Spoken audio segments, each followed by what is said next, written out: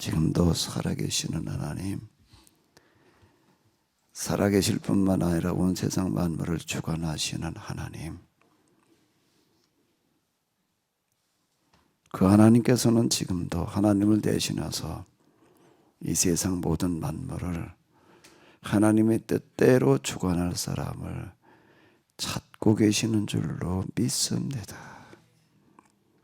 오늘 이 자리에 나와 있는 저희가 이 예배가, 이 기도가 하나님께서 찾으시는 사람, 찾으시는 예배, 찾으시는 기도이게 하여 주시옵소서.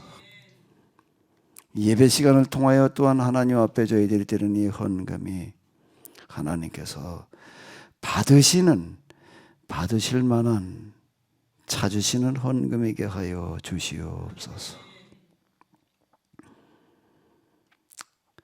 하나님의 뜻대로 이 세상 모든 만물을 주관한다라고 하는 것은 이 세상의 돈들을 똑바로 쓰는 것으로부터 시작되는 일인 줄로 압니다. 그런데 이 세상의 돈들이 임자 없는 돈이 되어져서 잘못 쓰여지고 있습니다. 첨단 무기를 만드는 곳에, 그리고 온갖 마약, 부정, 부패, 사람을, 세상을 망치는 곳에 쓰이고 있습니다. 돈이 임자를 만나지 못해서인 줄입니다. 네가 나를 대신해서 이 세상 돈들을 똑바로 써라라는 그런 뜻이 바로 이 헌금에 담겨 있는 줄로 압니다. 저희들이 진정으로 하나님 앞에 드려야 될 헌금은 11조, 감사헌금, 주일헌금, 그리고 여러 헌금, 이것만이 아니라 세상 돈들을 똑바로 쓰는 그런 헌금을 드려야 될 줄로 압니다. 세상 돈들에 대한 아무런 사명감, 세상 돈들이 잘못 쓰이고 있는 것에 대해서 아무런 양심의 가책을, 책임감을 느끼지 못하고 있었습니다. 용서하여 주시옵소서. 그러면서 물질의 축복을 받겠다라고 세상의 기복신앙, 잘못된 악마적인 신앙과 다름없는 그런 신앙을 가지고 헌금을 통해서 물질의 축복을 기대하는 그런 신앙을 가지고 있었습니다. 용서하여 주시옵소서. 신앙이 잘못되어졌었기 때문에 오늘 세상이 이 모양 이 꼴이 되어져 있습니다. 이제라도 저희들이 바른 신앙으로 돌아가서 세상을 바로잡을 수 있도록 인도하여 주시옵소서. 우리 주 예수 그리스도의 이름으로 기도합나이다. 아멘.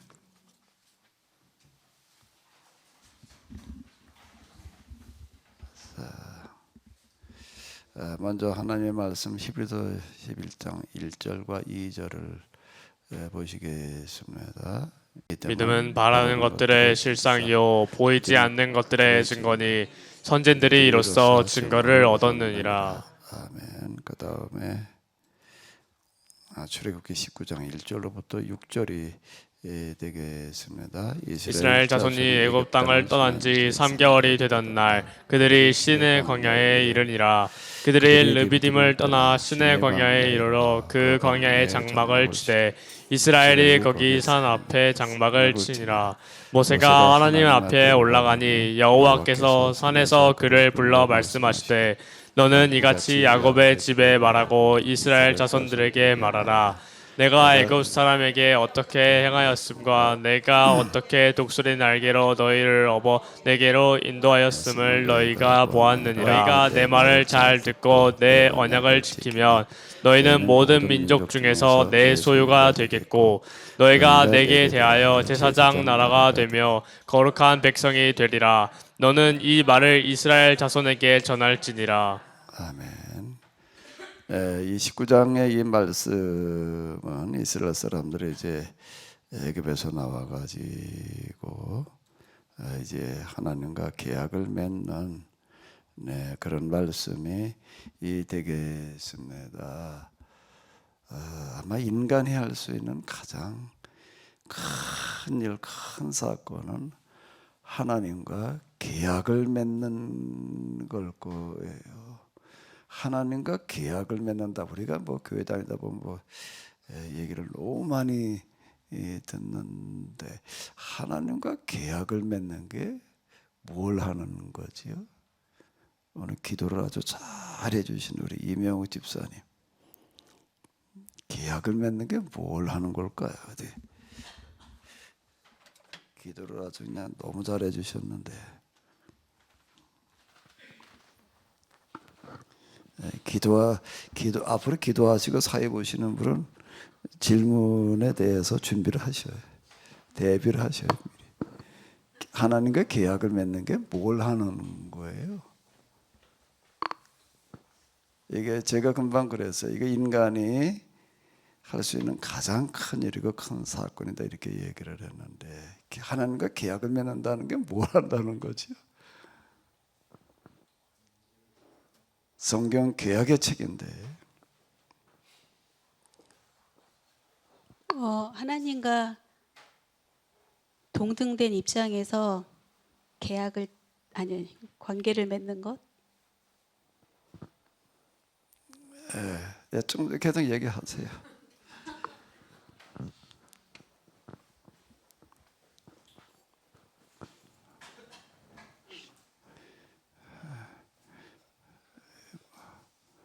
뭐 얘기를 하다 마셨는데 혜빈이가 얘기하려나 봐.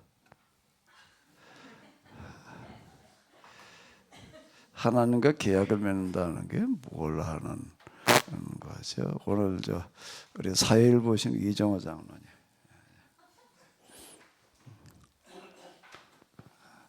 하나님과 계약을 맺는다는 게 무슨 일이에요? 도대체 뭐가 어떻게 되는 거예요?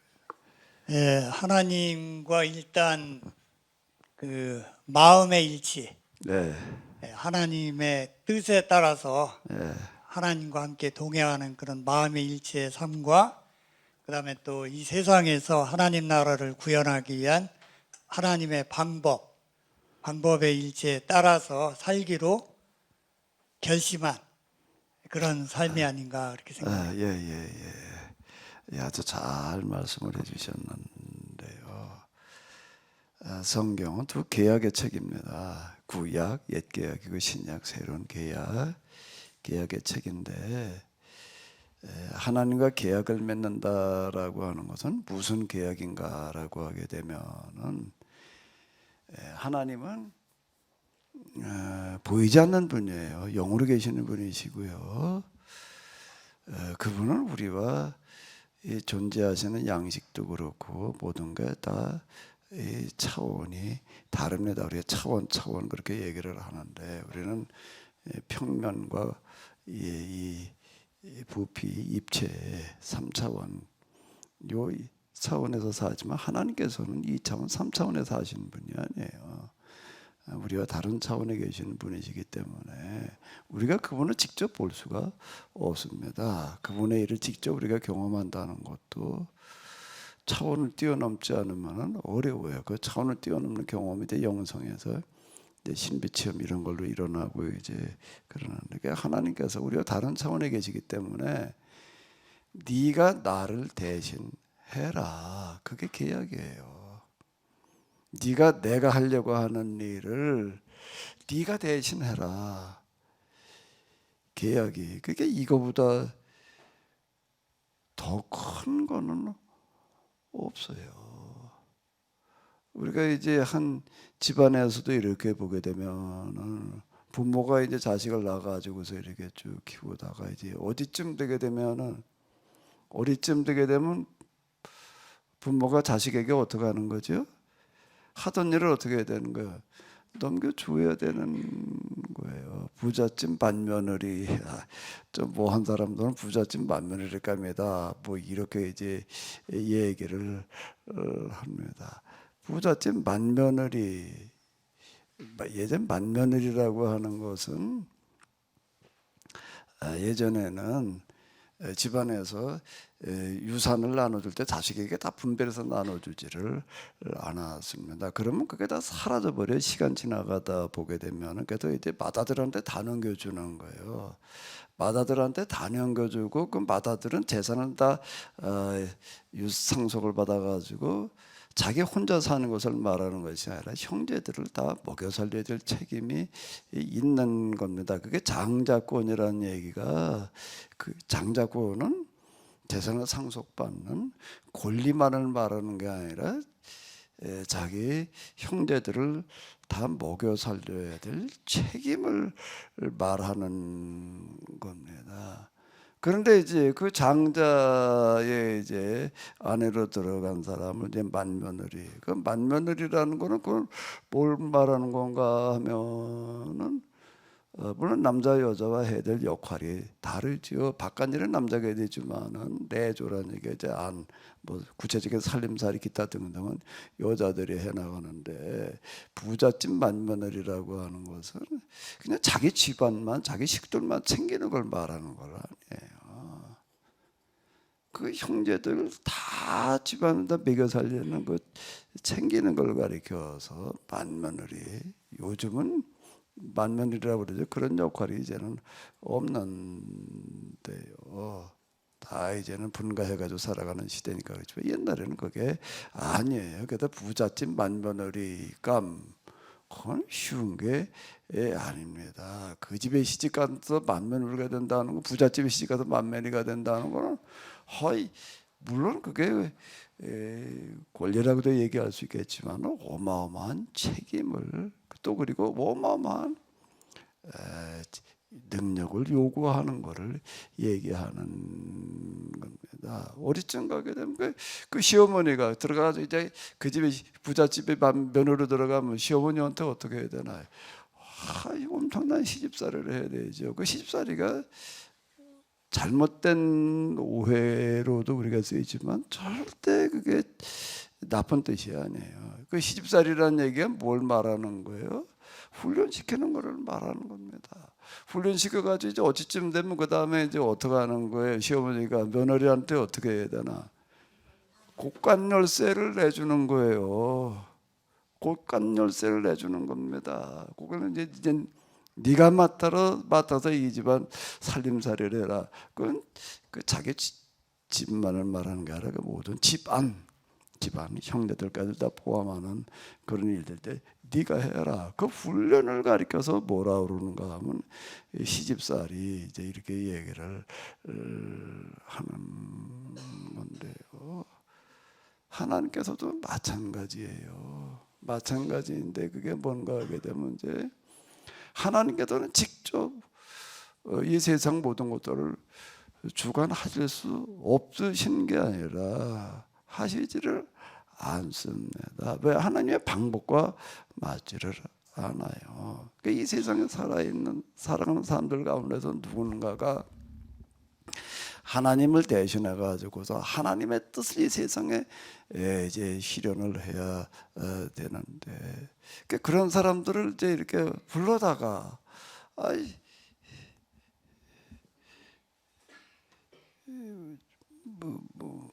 우리 오늘 이명호 집사님, 김대동 집사님 사윗감을 데리고 왔는데, 요즘은 뭐 연애 결혼이니까 그냥 알아서들 짝을 찾아오지만, 그래도 허락을 했으니까 오늘 여기 왔을 거 아니에요. 그죠? 그냥 그 쭉 같이 한 줄에 앉아 있어. 그냥 한 줄에 앉아 있는데 허락을 해주니까 받아왔을, 또 데리고 왔을 거 아니에요. 그러니까 아무나 갖다가 사위 며느리 삼지 않는다고요. 똑같은 거예요. 그럼 이제 일단 선택을 해서 그 다음에 뭘 해야 되는 거지요? 훈련을 시켜야 되는 거예요. 교육을 시켜야 되는 거고요. 그리고 그 다음에 일을 대신하게 하는 겁니다. 성경은 딴 얘기가 아니라 바로 그 얘기예요. 하나님께서 어떤 사람을 부르시는가, 불렀다, 선택했다, 예정됐다는 얘기가 무슨 얘기가 되는가 하게 되면 선택과 예정이라고 하는 어떤 이런 얘기들은 하나님을 대신해서 하나님의 일을 할 사람으로 선발되는 거를 선택 예정 뭐 이제 이렇게 얘기를 하는 겁니다. 그 다음엔 어떻게 하는 거예요? 뽑아놨으면은 기업에서도 마찬가지예요. 이제 시험 보고 면접 보고 그래가지고 사원을 뽑아놔요. 그럼 뽑아놓고 나서 그 다음에 일 맡기나요? 아니에요. 연수과정, 무슨 교육과정, 무슨 훈련과정 이걸 거쳐가지고 그 일을 할 만큼 훈련을 시켜놓은 다음에 그걸 맡기지. 그냥 맡겨놓으면 어떻게 일을 해요? 그건 어디나 다 마찬가지입니다. 성경도 똑같은 얘기다라고 하는 겁니다. 그래서 우리가 지금 뭘 하러 이 자리에 모여가지고 예배를 드리고 있느냐? 예배를 드린다는 게 뭐라는 건가? 주일마다 왜 이렇게 나오라고 그러는가? 아마 종교 가운데에서 세상에 종교가 많은 종교가 있는데요. 기독교만큼 열심히 모이게 하는 종교가 없습니다. 우리가 얘기하는 불교 이런 데 보게 되면 뭐 주로 4월 초파일 날 그냥 뭐 갖다 등 달아놓고 그럼 이제 그리고 이제 가고 물론 열심히 하는 사람도 중간에도 불공 드리러 가고 이제 그러기를 하겠지만은 불교인들이 절에 가야 되는 날은 주로 4월 초파일이에요. 근데 교회는 어떻게 언제 가야 돼요? 성탄절이나 가나? 예? 불교 4월 초파일 가는 거 성탄절로 하루 나가나? 아니라고요. 어떻게 가요? 매일 가. 새벽 예배라는 게 있어요. 아니 세상의 종교 가운데서 교회처럼 열심히 살아 모이게 하는 데가 없어요. 매일 새벽 예배가 있어. 그리고 그 다음에 무슨 주일 예배 뭐 주일도 오전 예배, 오후 예배가 있고 또 수요 예배가 있고 새벽 예배가 있고 그것만 있나? 또 뭐가 있어요? 우리 감리교에서는 속회라고 부릅니다. 뭐 당연히 구역회 이렇게도 얘기를 하고 그런 또 뭐 속회 모임에서 또 그것만 있나?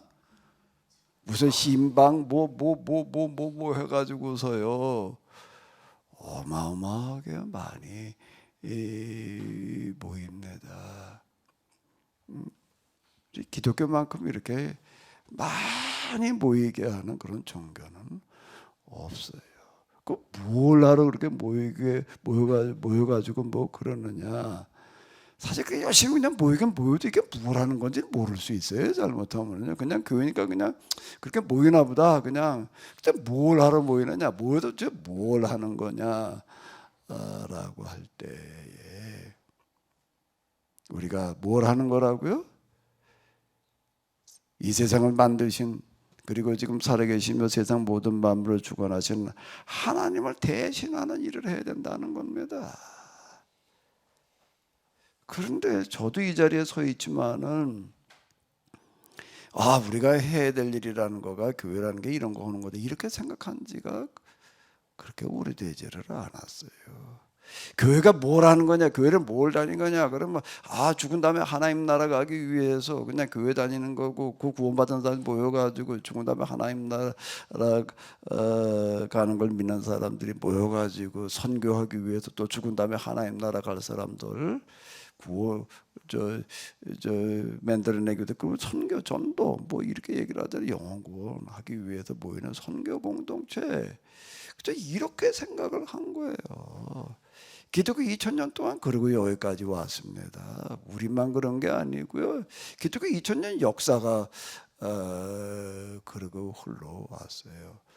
우리가 살아계시는 하나님, 세상 만물을 주관하시고 이끌어 가시는 그 하나님을 우리가 믿는 자로서 우리가 그분을 대신해서 이 세상을 우리가 하나님의 뜻대로 만들어야 된다 이런 생각이 없었어요. 여기서 우리가 예수님의 죽으심으로 말미암아 무슨 뭘 용서받고 무슨 은혜로 구원받는다. 여기서 그 다음에 이제 조금 더 구원받는 삶을 살아야 된다. 무슨 사랑을 뭘 어떻게 실천하면서 어떻게 하면서 그러다 그 다음에 구원 그러다 이제 하나님 나라 가는 거라고 이렇게 생각을 했지 이게. 그러다 보니 지금 이 모양이 돼 있다라고 하는 겁니다. 자, 근데 이제 여기 보게 되면 출애굽기 19장은 하나님과 계약을 맺는 건데 세계가 다 내게 속하였나니 세상 모든 게 다 내 거란 얘기야. 너희가 내 말을 잡고 내 계약을 지키면 계약이 여기 나오는 겁니다. 너희는 모든 민족 중에서 내 소유가 되겠고 내 소유가 된다는 건 나를 대신하는 자가 되겠고 하나님의 소유가 된다라고 하는 얘기가 너희는 내게 대하여 제사장 나라가 되며 거룩한 백성이 되리라. 제사장 나라가 제사장이라는 이거 다 용어가 뭘 말하나 다리예요. 다리 브리지 영어로 브리지. 어떻게 개울이나 강 건너가는 다리.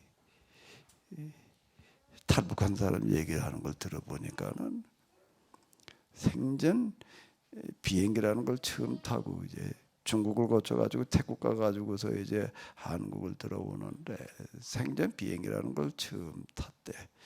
그 인천 와서 이제 인천 공항에 내렸는데 뭐 화장실 가가지고 놀래 자빠졌대나 뭐 그러더라고요.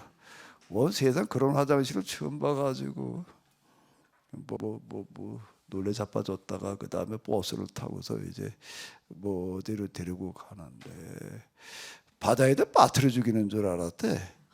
버스 타고 내보니까 이쪽을 쳐다봐도 바다고 이쪽을 쳐다봐도 바다고 그 바다에다 다리를 놔가지고 또 다리를 지금 건너가는 중이라고는 생각지 못하고 아이 우리를 다가다 바다에다 빠뜨려 죽이려나 왜 바다 한 군데로 끌고 들어가나 뭐 그렇게 생각을 했다고 이렇게 얘기를 하더라고요.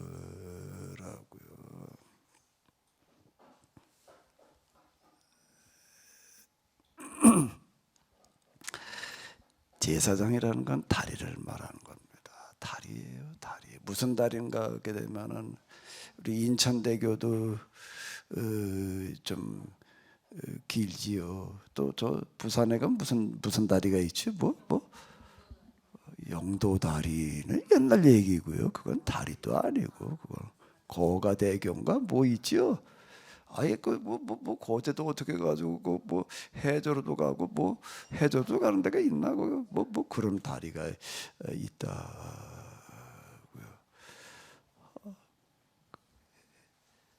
근데 이 제사장이라는 다리는 무슨 다리일까? 세상에서 놓을 수 있는 가장 큰 다리, 가장 긴 다리 뭐요? 인간과 세상과 하나님 사이를 놓는 다리야 이거는. 하나님께로 가는 다리를 말하는 거예요. 다리가 있어야지 어딜 건너가잖아요. 사다리라는 건 뭔가 뭐 어디 높은 데 올라갈 때 그 딛고 올라가는 그런 거고 올라가는 다리도 있고 건너가는 다리도 있고 그게 제사장이라는 뜻인데 너희가 무슨 역할을 해야 되는가 하면 세상에 나아가서 이 세상과 하나님 사이를 놓는 다리가 되어라. 그 세상 사람들로 하여금 하나님께로 나올 수 있는 역할을 해라. 자, 이게 계약이라고 하는 건데요. 거룩한 백성이 되리라라고 하는 부분들은 뭔가 하면 이제 하나님대로 이 세상을 이제 누구나 공평하게 제가 얘기하는 걸로다가는 이제 신분지 빈부의 격차가 없는 어떤 그런 삶을 사는 것을 거룩한 백성 이렇게 이야기를 하는 건데. 자, 이게 계약이에요. 다리가 되어라 너희는 나를 대신하는 자가 되어라 라고 하는 건데요. 자, 여기까지 온다는 게 이게 참 쉬운 얘기가 아닙니다. 아무나 불러다가 막 이러는 게 아니에요. 이건 특별한 이런 임무를 부여하는 것이기 때문에 특별히 선발되어집니다. 그래서 이게 예정 선택 이렇게 얘기를 하는 건데요. 자, 그러면 이제 계약 맺는 장면의 이야기를 어떻게 시작을 하는가 하게 되면은 이렇게 시작을 해요. 같이 읽어보시겠습니다. 이스라엘 자손이 애굽 땅을 떠난 지 3개월이 되던 날 그들이 시내 광야에 이르러 쇠진이 마이크 좀 집어봐. 질문 좀 하나 해봐요.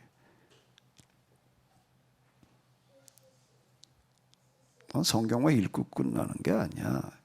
항상 읽은 성경에 무슨 얘기를 하는지를 어디 생각을 하고 있어 봐봐. 여기서 질문을 하나 던져봐. 이게 무슨 뜻이야? 내가 그렇게 물은 게 아니니까 부담 갖지 말고. 뭘 물어봐야 될까?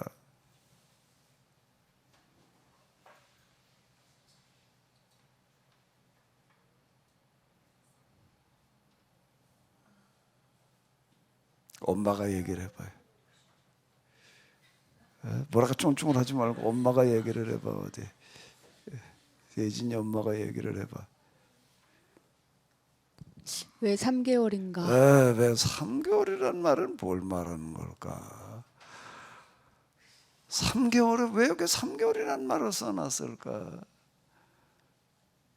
아니 뭔 말이야? 거기 이거 3개월이라는 얘기가 뭔가 애굽 땅을 떠난지라고 하는 게 떠나서 홍해바다가 나오면 3개월 걸렸다. 물론 3개월 걸렸다는 걸 말하는 건데요.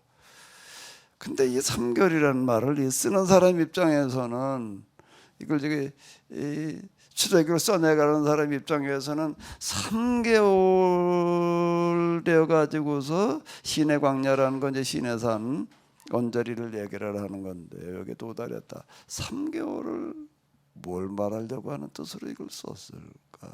그냥 석 달 걸렸다 이거나 얘기하려고 그러는 걸까요?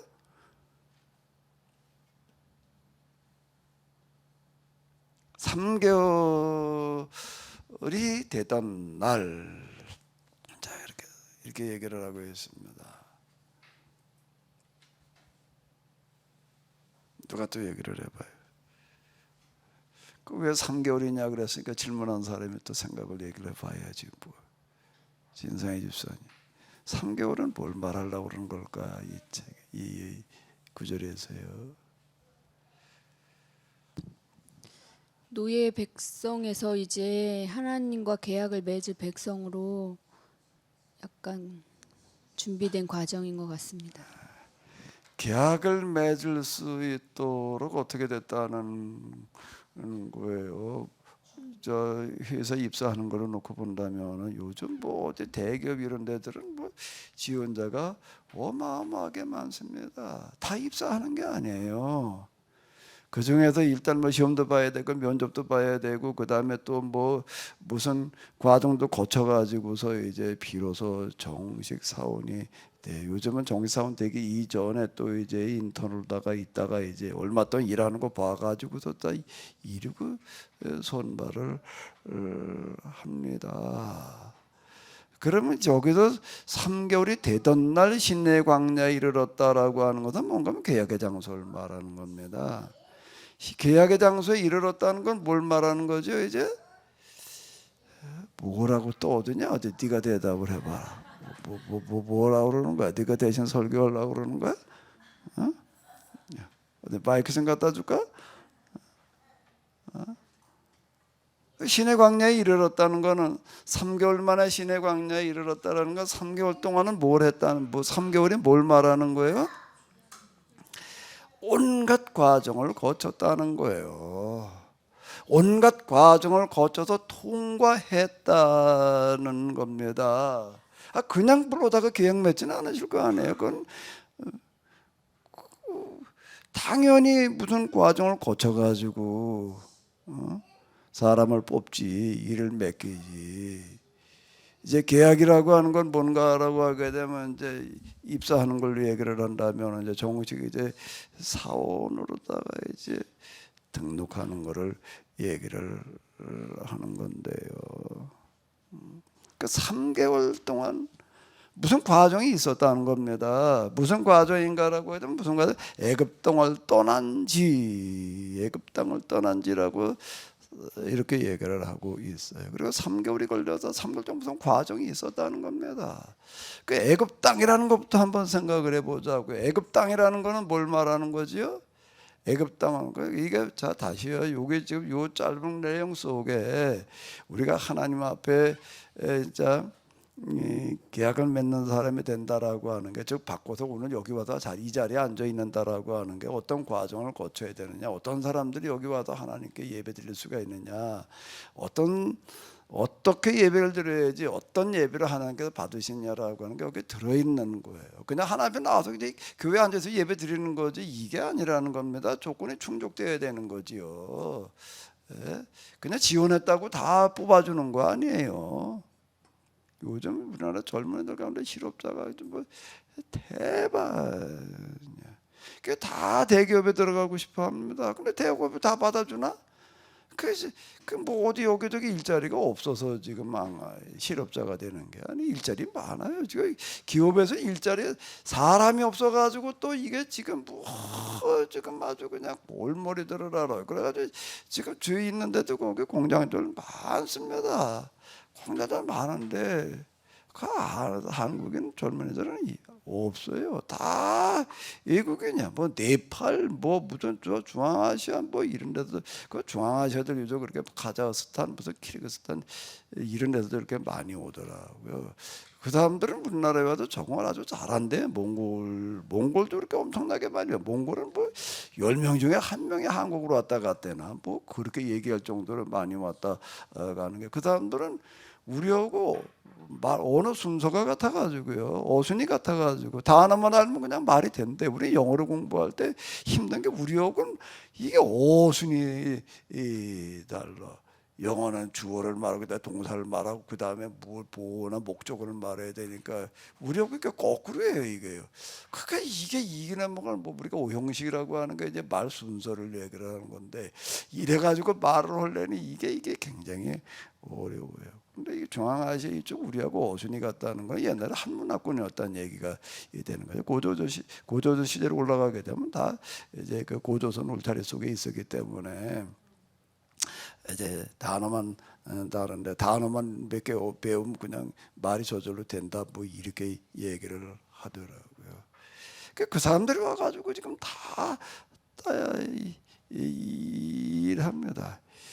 요즘 뭐 저 뉴스에 어디 이렇게 보니까 제일 돈 많이 버는 데가 건설업장이라고 그러더라고요. 젊은이들 건설업장에 가가지고서 뭘 1,000만 원까지 버는데 외국인 한국인이 없으니까 다 외국인들만 있고요. 근데 뭐 거기 가도 뭘 어떻게 한다 또 누가 그렇게 좀 얘기를 하고 이제 그런데 저도 집 짓는데 이렇게 보니까는요 일하러 오는 한국인 가운데서는 70 이하가 없어요. 다 70 넘은 사람들만 있지요.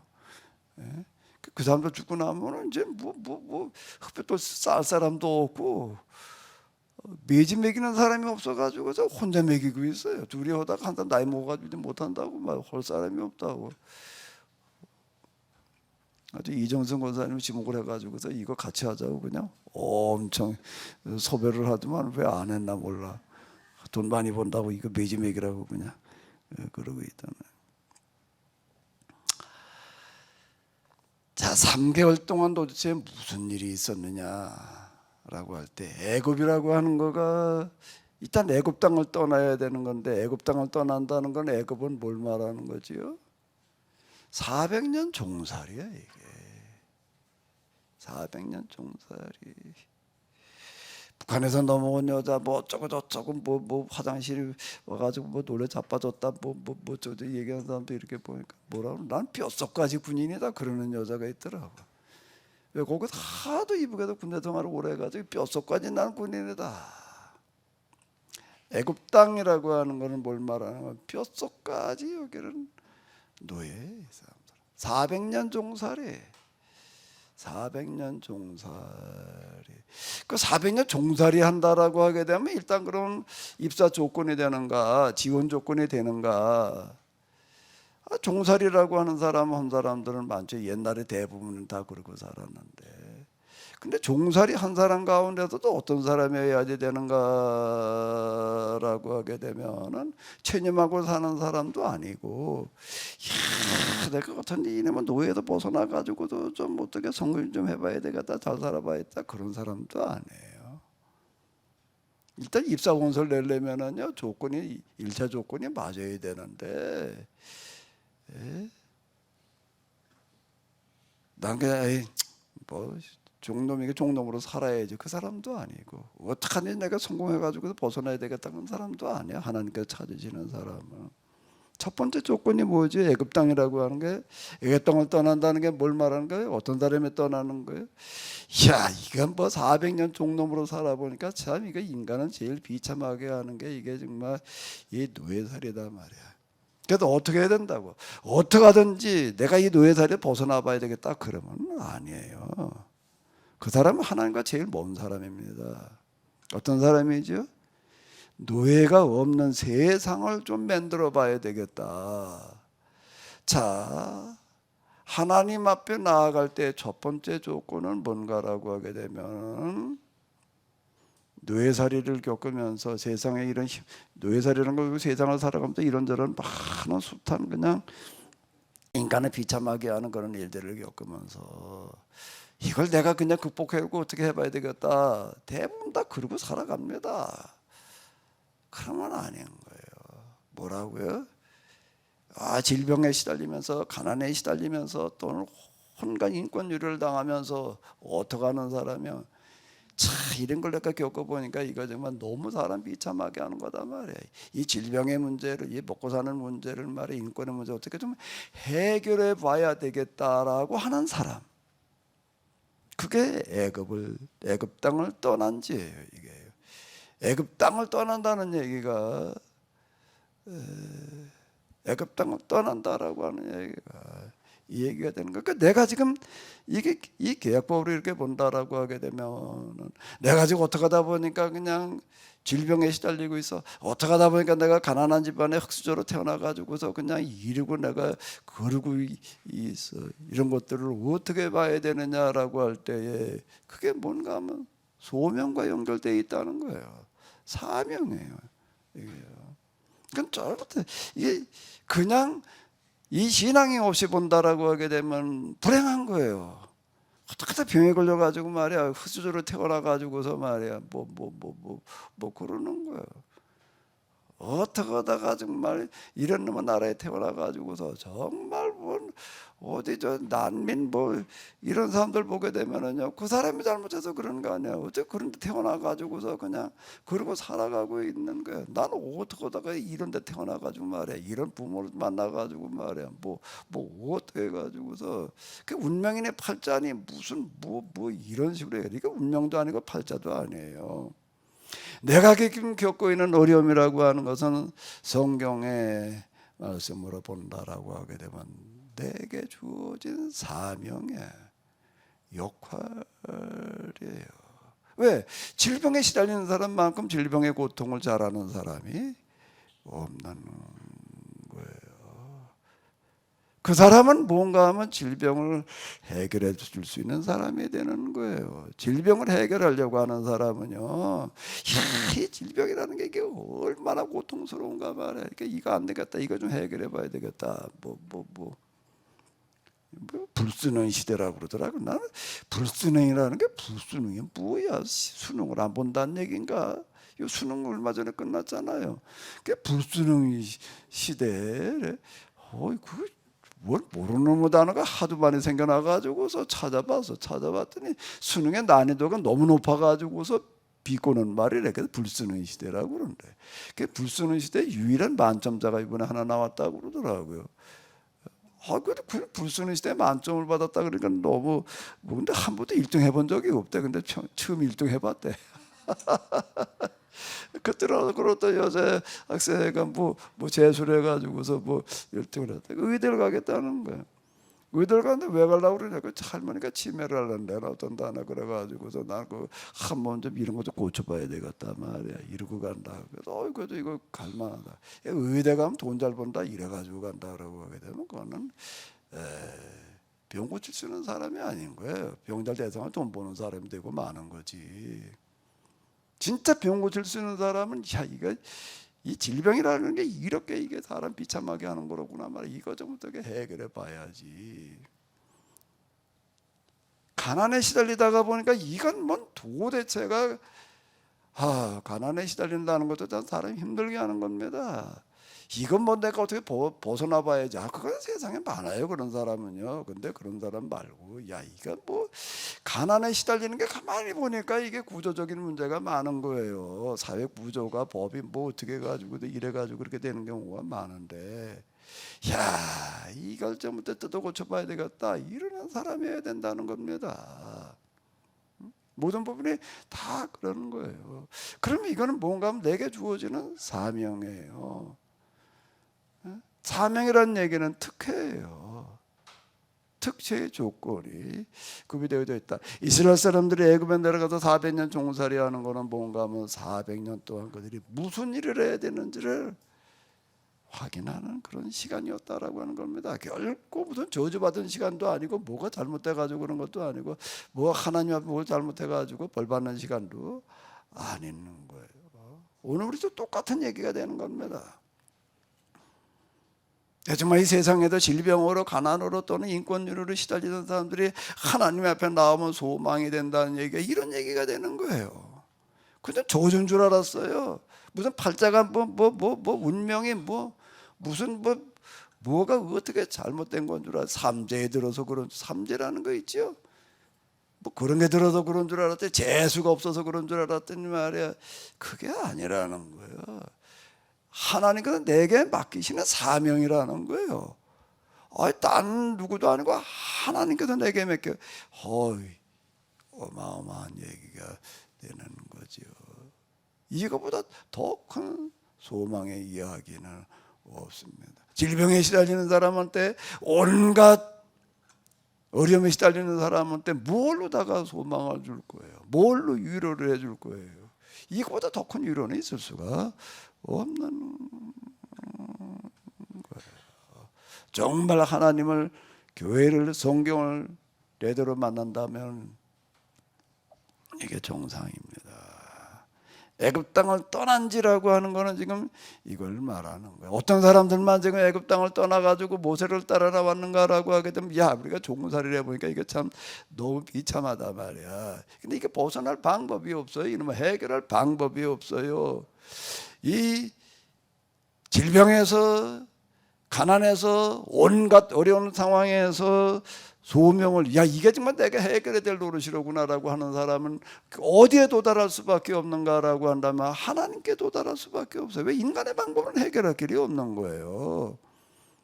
모세가 왜 미디안 광야로 갔느냐라고 할 때 그냥 미디안으로 갔다니까 갔나 보다, 그냥 갔으니까 갔다고 그랬겠지. 이렇게 읽으면 그냥 그 수준에서 끝나는 겁니다. 모세는 뭘 고민하는 사람이었는가? 애굽에서 그는 하비루로 태어났지만 자라기는 왕궁에서 최고의 혜택을 받으면서 최고의 교육을 받으면서 자라났는데, 하비루들에 대한 문제를 해결하려고 하는데 씨름을 하다가 보니까 결국 도달하는 거 어딘가 하면, 이건 인간의 방법으로 될 노릇이 아니다 말이야. 이건 하나님의 도우시면 하나님과 함께 하자면 안 되겠다. 그 찾아가는 게 미디안, 그게 찾아가는 게 이대로. 우리가 이제 해석은 우리의 몫이에요. 그건 어떻게 해석하느냐는 게 무슨 정해져 있는 건 아닙니다. 결국 하나님께로 갈 수밖에 없는 거예요. 애굽 땅을 떠난지라고 떠나는 게 어떻게 떠나? 종노릇을 어떻게 벗어나? 옛날에 신분제도에 얽매여 있는데 한 번 노예는 영원한 노예지. 고대에 있어서요. 사회에서 제도로다가 법으로다가 어떻게든지 그건 영원히 노예로 살아가게 만들어 놓습니다. 상류층들이요, 지배계급들이요. 그래야지 자기 자질을 유지할 거 아니에요. 그러니까 벗어날 방법이라는 게 없는 거예요. 떠난지라고 하는 것은 뭘 말하는 거라고 하면 그 얘기 속에 애굽 땅을 떠난지라는 그 말 속에 참 많은 게 들어있는 겁니다. 애굽에서 400년 종살이 하다가 이 문제를 어떻게 해결해야 될 거냐라고 씨름하던 사람들이 결국은 누구를 만났다는 거예요? 하나님을 만나가지고 하나님의 도우심으로 여기서 벗어났다, 이 얘기가 되는 거야. 떠난지. 그리고 그 다음에 떠나고 나서 그 다음에 뭐예요? 3개월. 왜 3개월이야? 떠나도 바로 그냥 하나님 만나면 되지. 땅에서 정말 하비루의 문제를 해결하려고, 하비루의 문제가 없는 그런 세상을 만들려면 어떻게 해야 되느냐, 뭘 해야 되느냐, 뭘 어떻게 해야 되느냐라고 하는 거를 하나님께서 하는 계약을 맺기 이전에 그쪽이 똑같아요. 간단한 이치예요. 다시 얘기를 하는데요, 기업에서 사람을 뽑을 때에는요, 좀 대기업일수록요, 전문성이 요구하는 데일수록 선발 과정이 엄격합니다. 그리고 선발해가지고도 바로가 아니에요. 훈련 과정을 시켜보는 거예요. 그리고 그 다음에 이제 정식 직원으로다가 이렇게 뽑아 놓습니다. 그 3개월이라는 게 그런 시간이었다라고 하는 거예요. 지원은 해서 지원했다고 다 되는 게 아니다라고 하는 건데, 그럼 무슨 선발 과정을 거쳤느냐, 무슨 훈련과 교육 과정을 거쳤느냐. 여기 홍해바다 건너는 거예요. 일단 홍해바다 건너는 것도 하는 훈련이고 과정이 이제 그러고 했는데, 그 앞에서 다 얘기했으니까 이제 지나고 여기 이렇게 보게 되면은 모세가 홍해에서 이스라엘을 인도함에 이끌어갔다는 겁니다. 모세가 데리고 갔다는 거예요. 그럼 모세가 데리고 가는 게 어디로 데리고 갔다는 거죠? 그들이 나와서 수르 광야길로 모세가 끌고 갔다는 거예요. 광야길로 들어가서 홍해바다 건넌 다음에 광야길 아닌 데로 갈 수도 있었다는 거예요. 근데 광야길로 데리고 갔다라고 하는 겁니다. 그 광야 여기 보면 수르 광야, 그 다음에 또 무슨 광야가 나오는가 하면 신광야. 그리고 또 그 다음에 신광야에서 떠나 노동대로 향해 르비딤, 이거 다 광야예요. 계속 광야길로 끌고 가는 거예요. 아무 생각 없이 끌고 갈 리가 없지요. 예? 몇 사람도 아니고 지금 거기 기록에 의한다면 60여만 명이라고 이렇게 얘기를 하고 있는데, 이 사람들 끌고 모세가 가는데 그걸 아무 생각 없이 그냥 되는 대로 가자 그러고 갈까요? 지금 어디로 가야 될지도 모르고 그냥 무조건 끌고 가지는 않을 거 아니에요. 근데 이건 모세는 다 여기 인도하다 데리고 갔다는 얘기예요. 데리고 갔다는 겁니다. 근데 어디로 데리고 가는 거예요? 광야길로 데리고 가는 거예요. 그 광야라고 하는 데는 뭐 하는 곳인가 하면 사람 살 수 없는 곳이에요. 사람 살지 못하는 곳을 가리켜서 광야 이렇게 이야기를 합니다. 물이 없어요. 이제 3일 걸어갔는데 물이 없어. 3일 지나고 나는데 물을 만나긴 만났는데 뭐 가도 먹으려고 그러니까 먹을 수가 없어요. 이제 뭐 그러는 거예요. 그 다음에 이제 거기도 어떡하다 보니까 이제 그들이 엘림에 이르렀어요. 이제 그러다가 엘림이라는 곳에 이르렀더니 거기는 이제 그 오아시스가 있어가지고서 이제 그래도 좀 이제 장막을 치니라는 얘기는 뭔가 좀 머물렀다는 얘기가 되는 건데, 머무른 다음에 이스라엘 자손이 온 회중이 엘림에서 떠나서 그냥 거기 계속 머물러 있었으면 좋았을 텐데, 또 시내 사는 사이에는 어디로 끌고 가는 거예요? 또 모세는 또 신광야라는 데를 끌고 나오는데, 애굽에서 나오는 둘째 달 15일이다 그렇게 얘기를 하는 거다. 여기로 왔더니 살 수가 없는 거예요. 왜? 이제 여기는 3일 지나다 보니까는 들고 나온 먹을 물이 떨어졌고, 이제 여기 신광야 이르러 가지고서 이제 뭐가 떨어지는 거예요? 이제 가지고 나온 양식이 떨어졌어요. 그때 뭐 보따리도 싸들고 나와서 등짐 지고 왔을 텐데 자동차에 싣고 가는 것도 아니고 이제 먹을 게 다 떨어진 거예요. 이제 이제 물도 떨어지고 먹을 것도 떨어지고 이제 살 수가 없게 돼 버리는 거예요. 근데 모세는 이런 데를 끌고 갔다는 겁니다. 이게 입사시험 과정이에요. 지금 통과를 해요. 지금 이제 이걸 뭐 우리 다 죽일 거냐 말이에요. 왜 우리 다 죽이려고 끌고 나왔냐, 뭐 이제 우리 다 이 온 회중에 줄여 죽게 하는도다 뭐 이러고 이제 나오는 거. 우리 왜 데리고 나와가지고 말이야. 애굽에다 그냥 내버려 두지 무엇도 이러고 이제 있는 거예요. 그래서 여호와께서 모세에게 이르시되 보라, 요에 내가 너희를 위하여 하늘에서 양식을 비같이 내리니 백성이 나가서 이런 양 것들은 날마다 거둘 것이라. 이같이 하여 그들이 내 율법을 준행하나 아니하나 내가 시험하리라. 그 시험 받는 거지. 시험 보는 거지. 입사 시험이지 이게. 입사 시험인데, 여기서 이제 그들은 또 이제 반석에서 물이 나오고 무슨 만나가 뭐 어떻게 되고 하는 것들을 이제 경험을 하는 겁니다.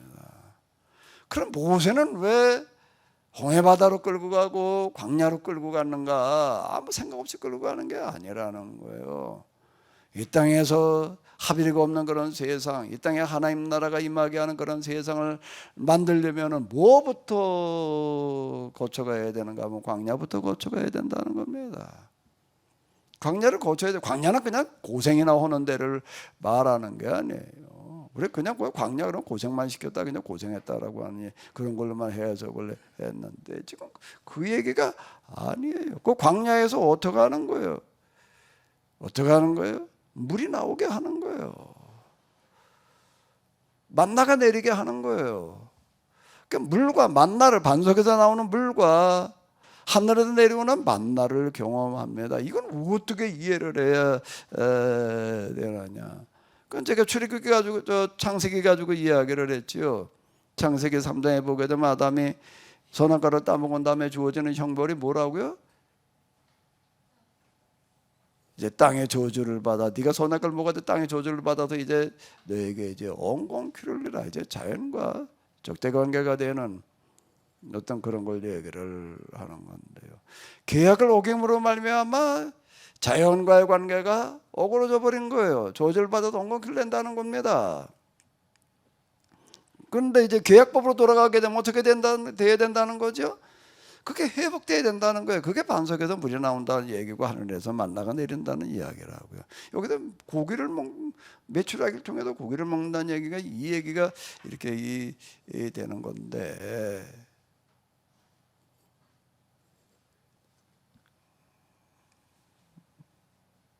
하나님께로 나와서 하나님의 말씀대로 계약법대로 살게 되면은 제일 먼저 일어나야 될 게 뭔가 하면 자연과의 관계가 회복돼야 된다는 거예요. 자연과의 관계가 회복이 돼야 된다. 이걸 지금 경험시킨 거다. 이게 이제 크게 보자는 겁니다. 이게 이제 고시적으로 볼 때, 큰 흐름에서 놓고 볼 때 그런 얘기가 되는 거예요. 계약을 어겼을 때 자연과의 관계가 이제 단절이 돼버린 거예요.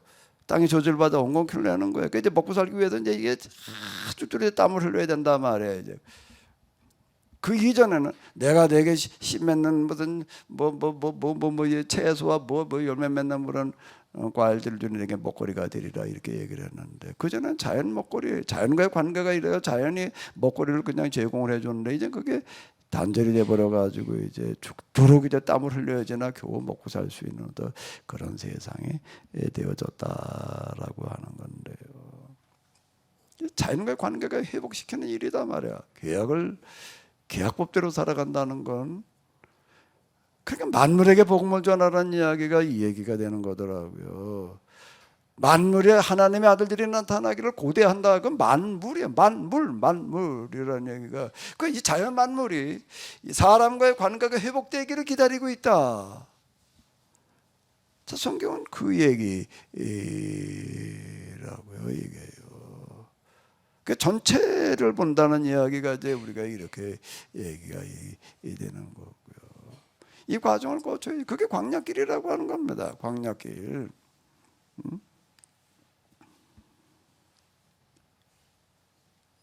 자연과의 관계가 어그러져 가지고 지금 우리가 이렇게 돼 있는데, 지금 사막하고 고비 사막 이런 데 보여주는 거 보니까 세계에서 제일 큰 사막이 고비 사막 이런 데잖아요.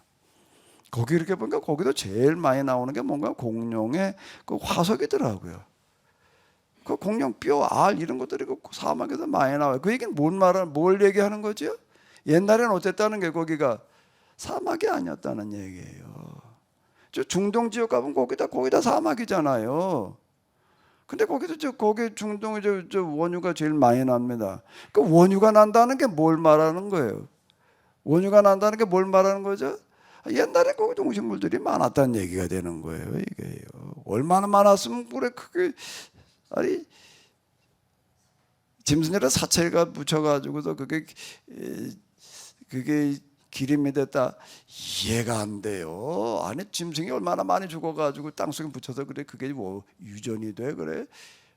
석탄이라는 게 뭘 말하는가라고 하게 되면은요, 원래 생겨먹은 땅덩어리가 까만 게 아니고요, 나무가 땅속에 묻혀가지고서 그게 썩지 않고 고압에 이제 이렇게 변화가 돼가지고서 그 석탄이 이렇게 되는 거예요. 우리나라 그 정선 탄광지대 그 지금 그 뭐 저 무슨 펜션 단지인가 뭘 만들어 놨더라고요. 거기 큰 건물 앞에 이렇게 가니까 뭐 어마어마하게 큰 게 있어요. 그 무언가 하고 가서 보니까 거기서 캐낸 거예요. 그 나무야, 나무 나이테고 뭐고 다 있더라고요. 그런 것들이 묻혀가지고 거기 이제 그 탄광지대가 된 거예요. 옛날에 그 나무가 그렇게 컸다는 얘기더라고요.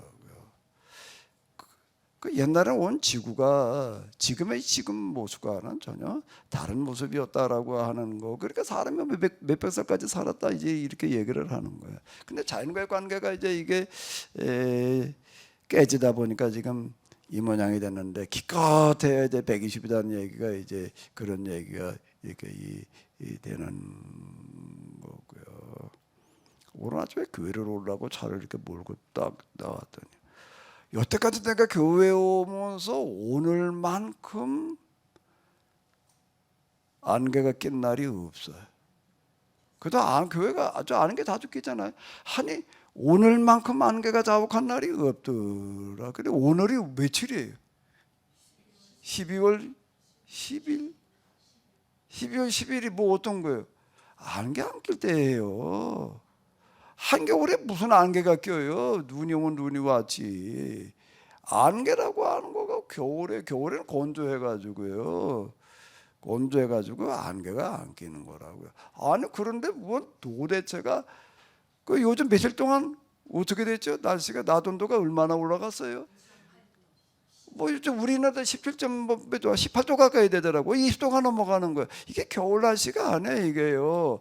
며칠 동안 막 20도 안팎을 오르내리니까 뭐 안개가 끼는 거예요. 오늘 밤도 또 비 온다고요. 무슨 주의보가 내렸어요? 호우주의보. 이게 뭐 도대체가 이게 지금 여름인지 뭐 겨울인지 구분이 안 돼, 이게 지금.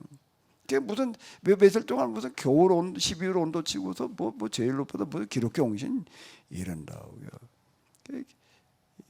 기후 변화라는 얘기가 지금 바로 이제 이런 얘기가 이렇게 되는 건데요. 참 이게 참 심각한 얘기가 되는 거예요.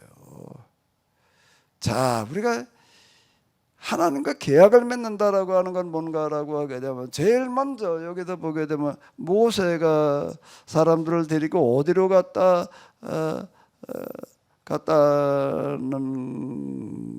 거예요. 광야로 갔다는 겁니다. 모세가 홍해에서 이스라엘을 인도하여 나와서 수르 광야로 들어가서라고 하는 거는 신광야로 가서라는 이런 얘기들은 뭔가라고 하게 되면 모세는 하나님과 계약을 맺으러 간다는 게 뭘 하러 가는 것인지 자연과의 관계를 회복시키는 자가 되는 거예요.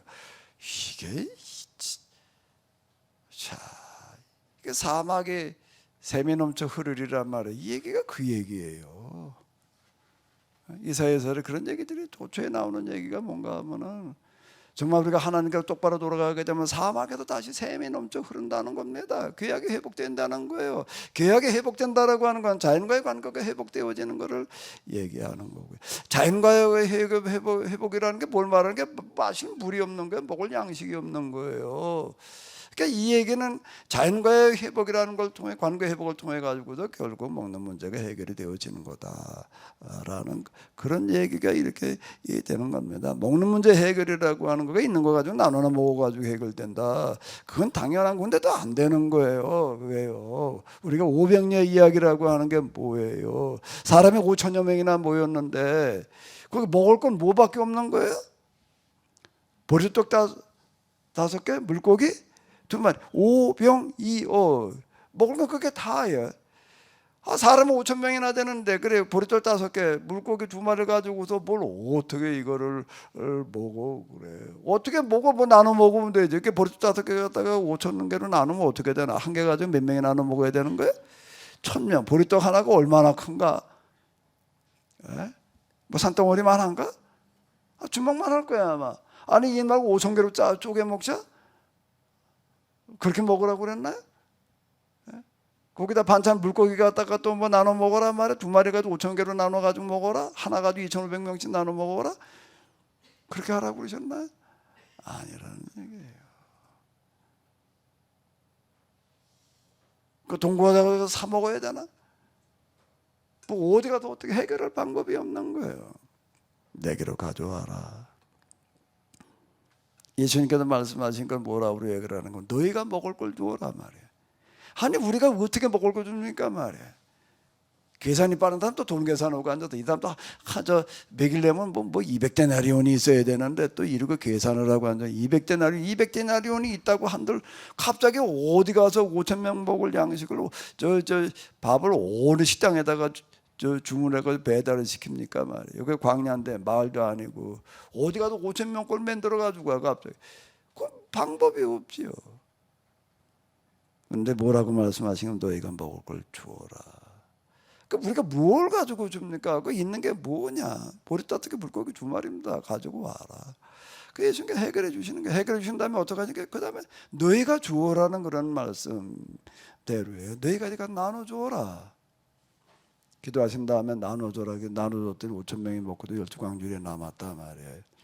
자, 이 얘기가 뭘 얘기하는가라고 하게 되면 광야의 만나의 사건을 재현하시는 거예요. 우리의 역할이라고 하는 건 뭘 말하는 건가 하면 자연과의 관계 회복을 통해서 먹을 걸 나눠주는 사람이어야 된다. 자, 이 얘기예요. 근데 지금 이게 회복이 안 되니까 먹을 게 항상 모자라. 모자라니까 어떻게 해야 되나? 모자라니까 어떻게 해야 되나?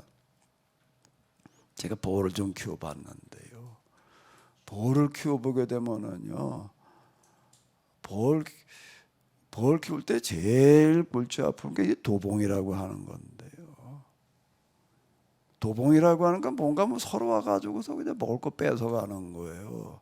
아주 죽게 살기로 싸우는 걸 이렇게 볼 수가 있는데, 그런데 이게요, 뭐 광야에서 인심난다는 말이 그게 참 아주 그 영원한 명언인 것 같아.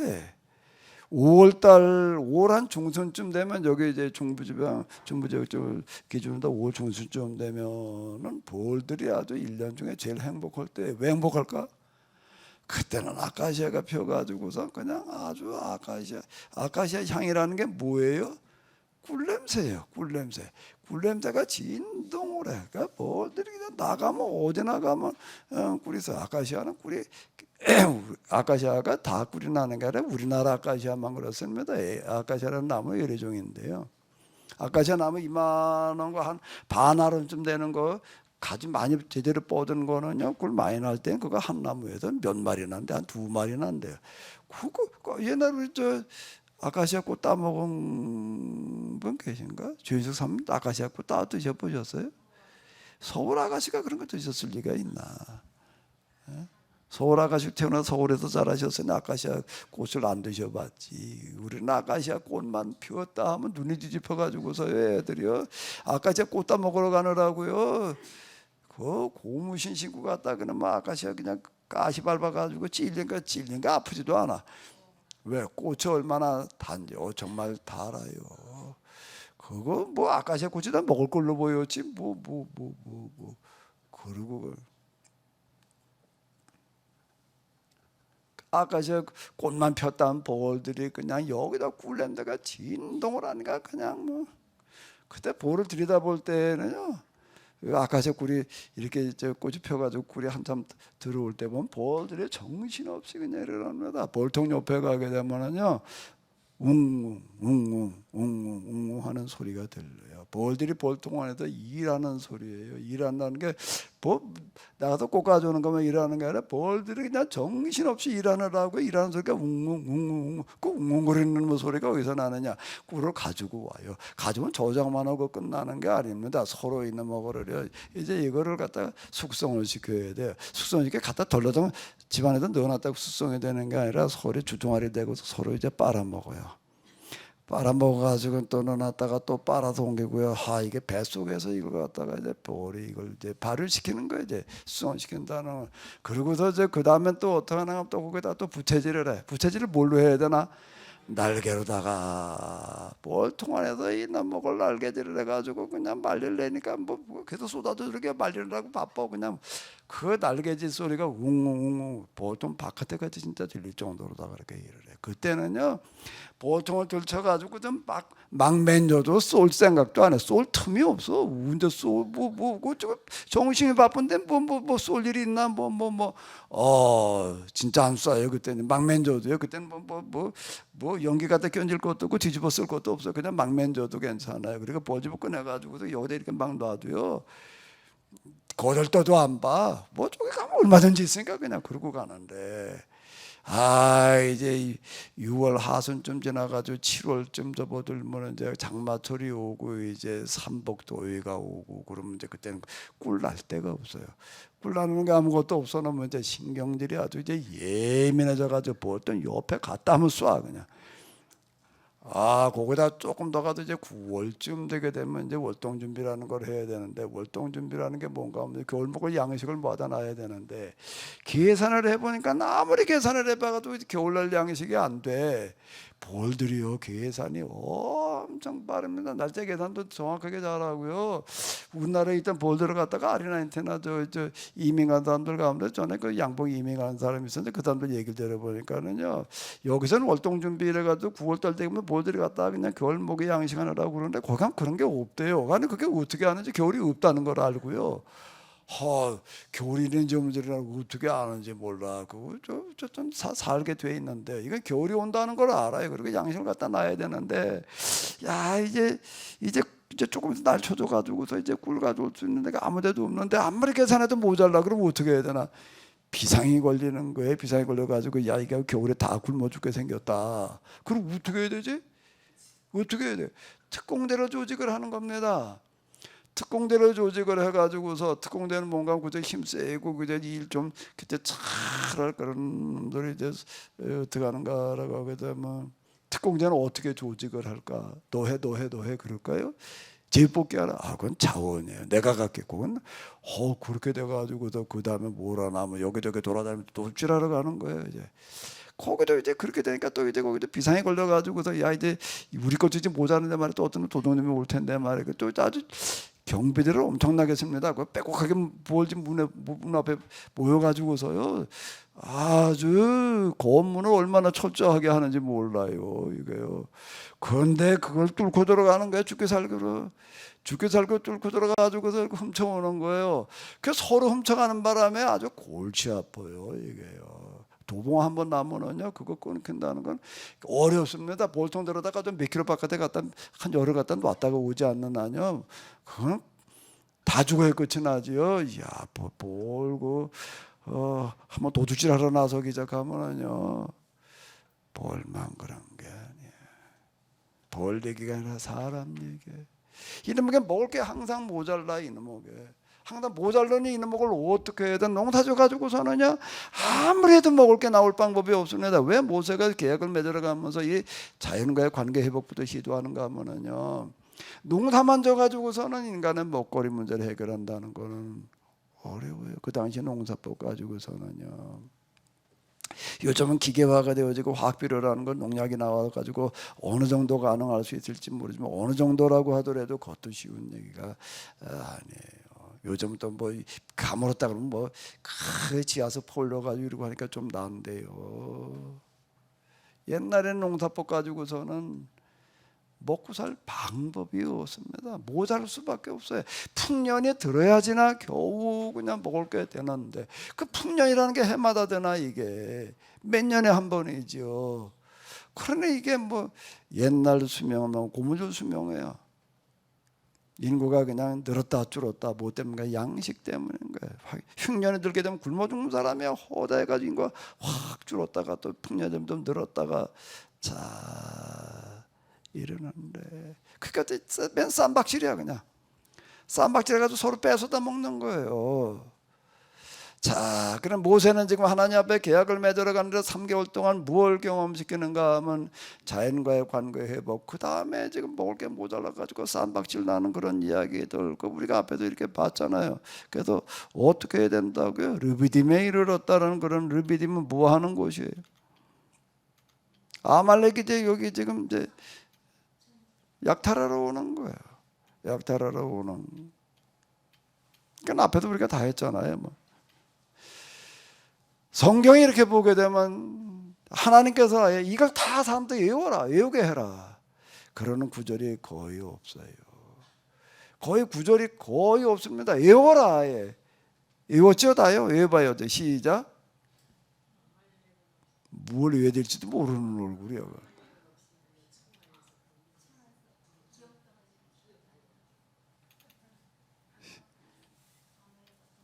여호와께서 모세에게 이르시되 이것을 책에 기록하여 기념하게 하고 여호수아의 귀에 외워 들려라 말이야. 자, 이거 한번 읽어봐봐요. 내가 아말렉을 없이하여 천하에서 기억도 못하게 하라.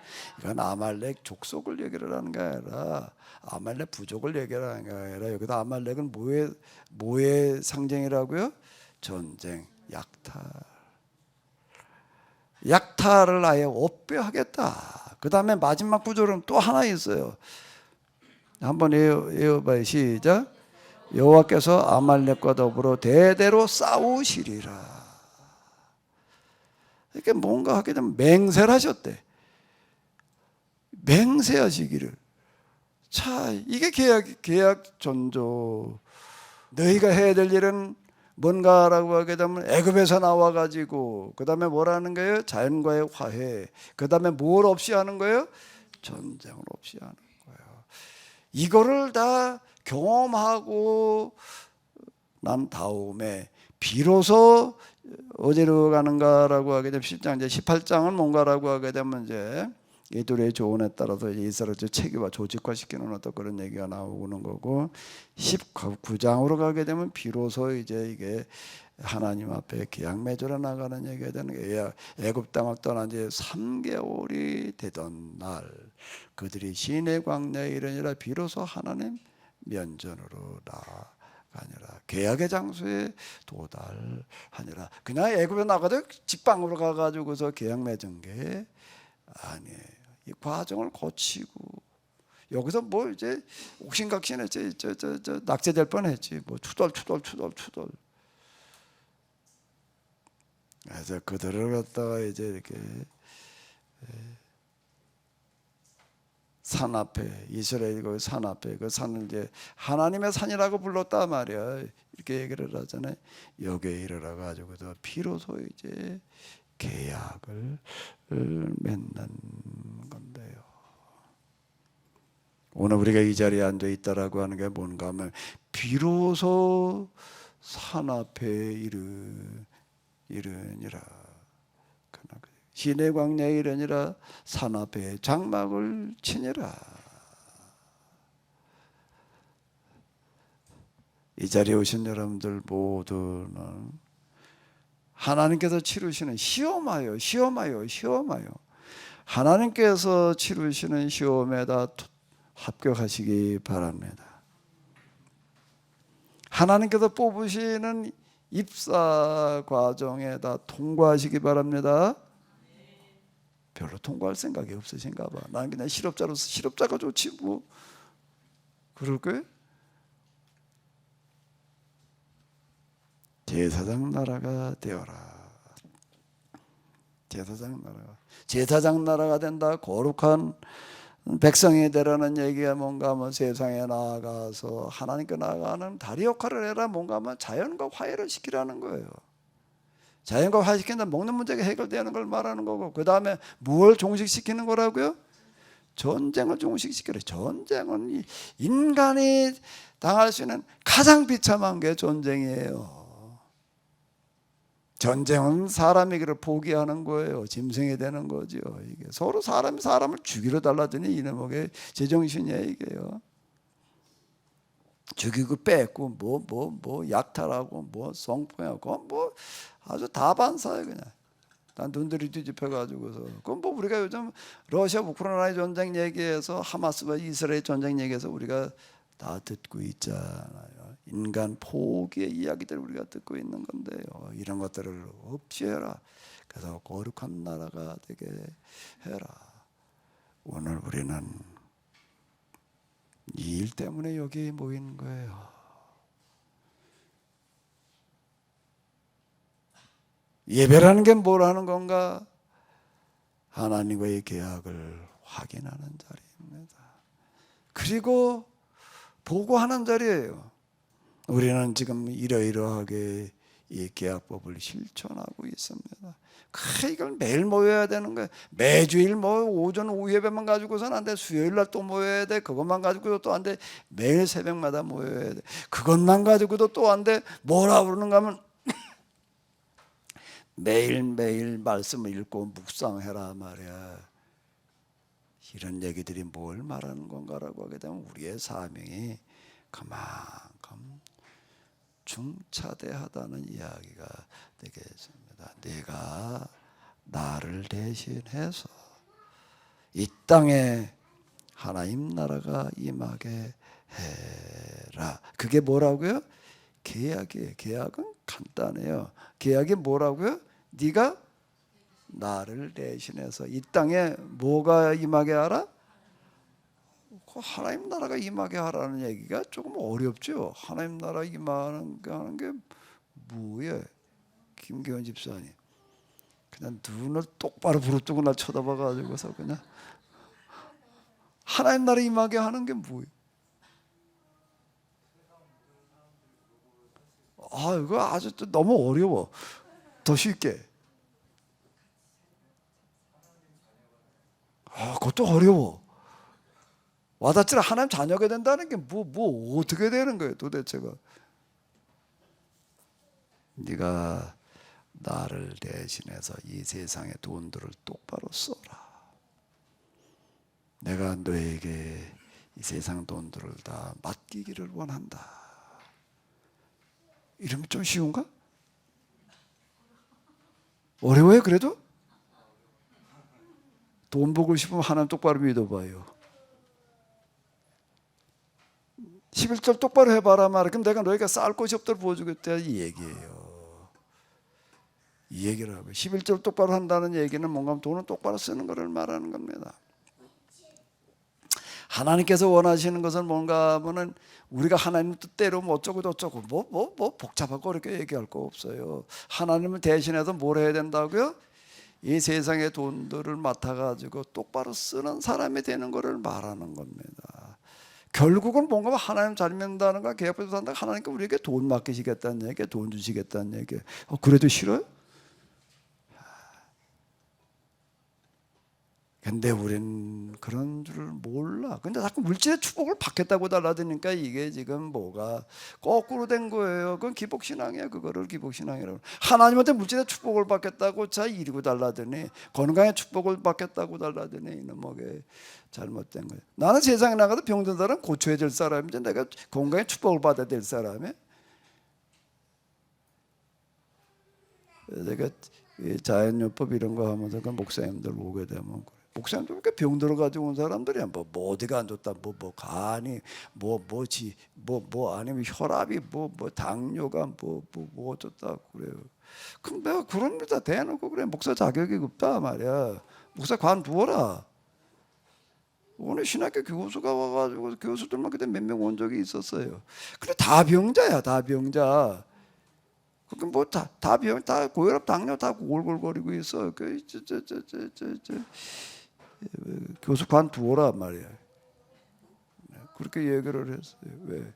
성경에 보게 되면 예수님께서 오셨다 하신 첫 번째 일이 병자 고치는 일이었고 두 번째는 나가서 제자들 병자 고치면서 복음 전하라고 그래놨는데 복음을 전하는 것과 질병을 치료하는 것과는 뗄 수 없는 관계인데 근데 복음을 전해줄 사람이 신학교에 가르친 사람이 뭐 당뇨가 걸려가지고 말이야 뭐가 어때가지고 고혈압이 뭐 어째가지고 시달리면서 그래 자격이 없는 거지. 그 어떻게 했냐면 병 걸리는 거를 말씀을 어긴 거다 말이야. 장세 1장 29절 봐라. 뭘 먹고 어떻게 몸뚱아리 관리하라고 그러는지 이놈만 몸뚱아리를 어떻게 관리해야 되는지도 모르고 그리고 병 들어가지고 병든 몸뚱아리 들고 다니면서 뭘 가르치고 뭘 설교하고 목회를 한다는 게 다 직무유기다 말이야. 대놓고 그래. 그럼 할 말이 없지 뭐. 그러더라고. 여기 와서 들어보니까 회개할 게 많대. 회개할 게 많아. 관둬야 될 게 많지. 목사도 관둬야 되고 교수도 관둬야 되고 이게 지금 병든 몸뚱아리 들고 가가지고 뭘 떠들겠다고 그러느냐. 몸뚱아리부터 고쳐놔라 이제. 남의 몸뚱아리면 당신 몸뚱아리부터 고치고 나가다 뭘 하라고 그러려고 그래라. 그 듣는 사람이 없어요. 죽으라고 안 하려고 그래. 목사님들만 그런 게 아니에요. 여러분들도 마찬가지예요. 병든 몸뚱아리 가지고 하나 앞에 나와서 주여 이 병든 몸을 고쳐주소서. 이게 그놈의 찬송을 집어쳐야 돼 이게. 법대로 살지 못해도 그 모양이 되는 거지 지금 이게요. 하나님 믿는다는 게 우리가 뭘 하는 건가? 뭘 하는 건가?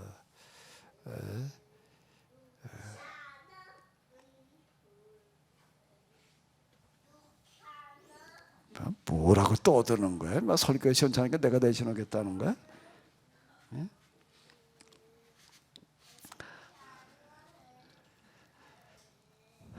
제가 그만하려니까 관둬야 될 것 같아요. 사막에 샘이 넘쳐 흐르리라 한번 부르겠습니다. 조경이 보면 안전뱅이 걸으면 그 얘기가요, 이게 남 얘기가 아니에요. 예배 시간에 잘 떠드는 거 보니까 나중에 네가 저 설교 잘할 것 같다.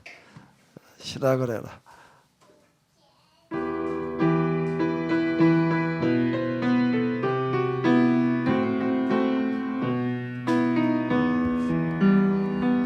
사막에 샘이 넘쳐 흐르리라.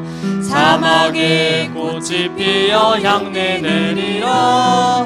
주님이 다스리는 그 나라가 되면은 사막이 꽃동산 되리. 사자들이 어린 양과 뛰놀고 어린이도 함께 뒹구는 참사랑과 기쁨의 그 나라가 이제 속히 오리라. 잠깐요. 요거 말고 왜 있지? 내가 냈는 거 1절 이거 있고 그 다음에 2절은 소경배 만전뱅이 걸으며 한 거 있는 것 같은데 그거 좀 찾아봐봐요.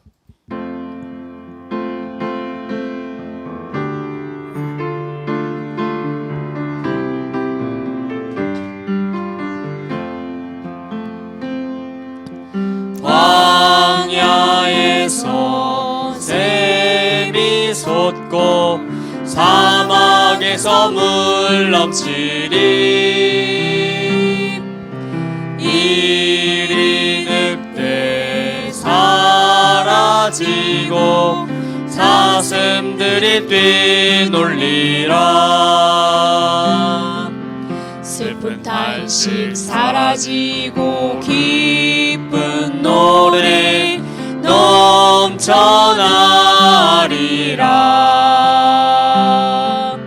길을 내어라 거룩한 길, 새 길을 내어라. 그 길 가거라 거룩한 길, 새 길로 가거라. 내가 항상 너와 함께 그 길을 가리라. 눈이 먼저 보게 되고 못 걷는 자 걷게 되고 나병 환자 깨끗해지고 못 듣는 자 듣게 되리.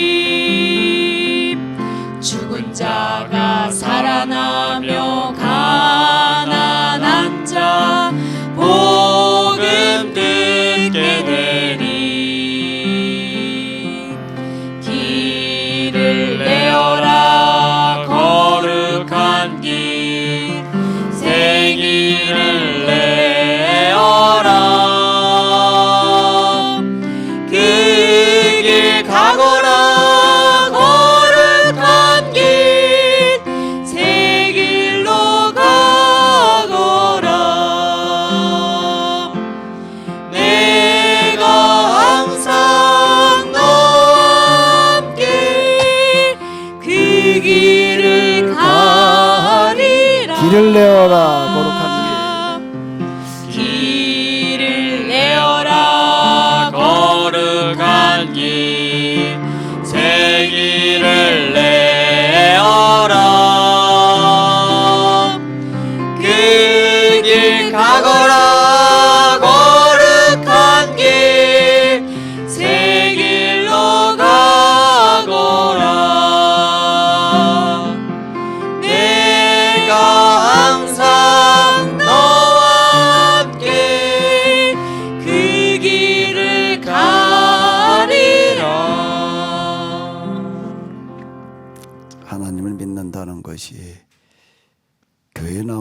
것이, 예배를 드린다는 것이 무엇인지를 똑바로 알게 하여 주시옵소서.